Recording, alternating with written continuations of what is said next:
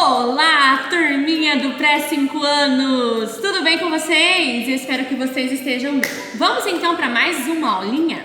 Hoje nós vamos aprender sobre uma profissão que eu considero muito importante. É um herói. Sabe aquele herói de verdade? É essa profissão que nós vamos aprender. Então, peguem aí a sua apostila e abram lá na ficha 40. Antes, nós vamos descobrir quem é esse profissional. Observe a imagem. Nesta imagem, nós vemos dois profissionais com uma mangueira apagando as chamas. Hoje nós vamos falar sobre esse profissional. Eu imagino que você já deve ter descoberto quem é. Esse profissional utiliza um carro para chegar bem mais rápido. Neste carro existem algumas ferramentas especiais. Uma delas é a mangueira, essa que você está vendo aí. Quem será esse profissional, hein? Eu acho que você já descobriu. E também, para não se queimar, este profissional precisa de uma roupa especial. Veja aí. Muito bem. Eu estou falando do bombeiro.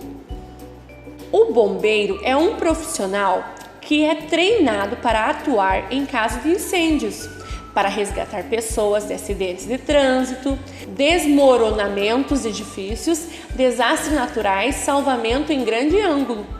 É isso aí. Alguns possuem equipamentos de matérias perigosas e fornecem serviços de emergência médica e pré-hospitalar. E você sabe me dizer como escreve a palavra bombeiro? Não? Então vem comigo. Bombeiro. Som da letra B. Som da letra O. Bom. M. Bombeiro. Isso aí, letra B. Bombeiro. Letra E. Bombeiro. Som da letra I. Bombeiro. Olha a linguinha da prof. Tremeu ou não tremeu? Tremeu. E a sua? Tremeu também?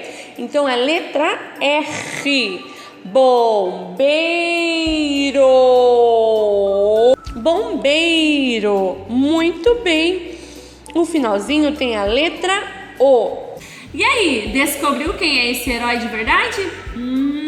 É o bombeiro. Agora que você já aprendeu o som da palavra bombeiro, você vai aí pegar a sua apostila, abrir na ficha 40 e vai tentar escrever do seu jeitinho a palavra que você acabou de aprender, tá bom? Em seguida, você vai aí pintar bem bonito o carro do bombeiro, tá bom? Eu espero que você tenha aprendido um pouquinho dessa profissão. Beijinhos, ó, no coração. Até amanhã.